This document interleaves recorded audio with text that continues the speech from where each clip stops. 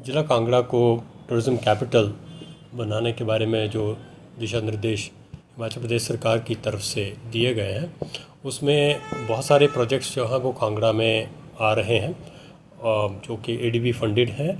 उसमें से एक जो है डेस्टिनेशन वेडिंग जो कि मेंझा में प्रपोज्ड है, उस पे अभी कार्रवाई चल रही है। उसकी जो लैंड है वो पर्यटन विभाग के नाम ट्रांसफ़र हो चुकी है और आगे कॉन्सेप्ट प्लान जो है वो एडीबी कंसल्टेंट्स उस पर बना रहे हैं। बहुत जल्दी ही इस पे जो है वो कार्रवाई अमल में लाई जाएगी। मुख्यतः क्योंकि धर्मशाला कन्वेंशंस के लिए काफ़ी फेमस होता जा रहा है, तो एक कन्वेंशन सेंटर जो है वो प्रपोज्ड है और जोरावर स्टेडियम जो हमारा है वहीं पे ही इसको बनाया जाना है। उसके साथ एक ice and roller skating rink जो है स्को में बनाए जाने का प्रस्ताव है। साथ में क्योंकि डाइवर्सिफिकेशन टूरिज़्म में होना बहुत ज़रूरी है, तो नगरोटा और पालमपुर में भी कुछ प्रोजेक्ट्स प्रपोज्ड हैं, जिसमें कि वेलनेस रिज़ॉर्ट जो है वो नगरोटा में और एक हाई एंड फाउंटेन वहीं पे प्रपोज्ड है।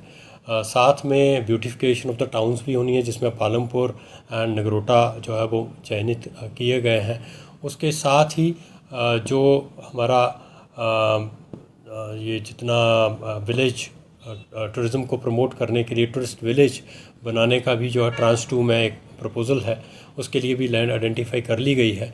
और इस तरह से ग्रीन पार्क कम गोल्फ कोर्स जो कि इंटरनेशनल स्टैंडर्ड का होगा, उसके लिए लैंड आइडेंटिफाई की जा चुकी है और जो प्राइवेट लैंड है उसको भी एक्वायर करने का प्रोसेस जारी है। क्योंकि ये जो हमारा एरिया है ये ट्रैकिंग के लिए बहुत फेमस है, बहुत अच्छे सुंदर यहाँ पे ट्रैक हैं, तो जितने भी टूरिस्ट यहाँ पे आते हैं और ट्रैकिंग पे जाते हैं, वो जनरल टेंडेंसी यही रहती है कि यहाँ से कुछ खाने पीने की सामग्री लेकर के अगर जाते हैं तो कचरा वापस नहीं आता है, वो पहाड़ों पे यूँ बिखरा पड़ा रहता है। और क्योंकि भारत सरकार के दिशा निर्देश भी हैं कि प्लास्टिक फ्री जो है वो एनवायरनमेंट हो, उसके लिए जो है वो एजेंडा भी निर्धारित किया गया है। तो मेरी रिक्वेस्ट रहेगी जितने भी टूरिस्ट जो है वो along the streams along the tracks जाते हैं, वो अपना जो कचरा है उसको वापस ला करके जो भी अप्रोप्रिएट प्लेस है वहीं पे डिस्पोज ऑफ करें, ताकि जो है वो हिल्स और जितनी भी हमारी प्योर वाटर स्ट्रीम्स हैं वो गंदी ना हो। मैं आपको बताना चाहूँगा कि शाहपुर एरिया में एक खबरू वाटरफॉल है जो बोहो एरिया में है, उसको डेवलप करने का प्लान है। उसके साथ ही करेरी लेक के आसपास की डेवलपमेंट, जिसमें कि ट्रैक को अच्छे तरीके से डेवलप किया जाए for the facilities of the tourists जो ट्रैकर्स हैं, उसके लिए भी प्लान है। लगभग 1.69 करोड़ का जो है वो प्लान इस पे फॉरेस्ट विभाग ने हमें दिया है।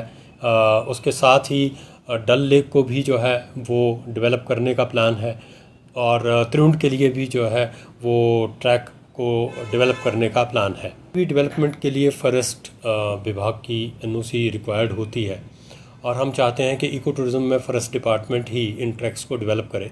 उस तरीके से काफ़ी जो है वो बढ़ चढ़ कर जो है वो काम किया जा रहा है। फॉरेस्ट विभाग की तरफ से भी प्रपोजल्स आ रहे हैं जो कि सराहनीय है।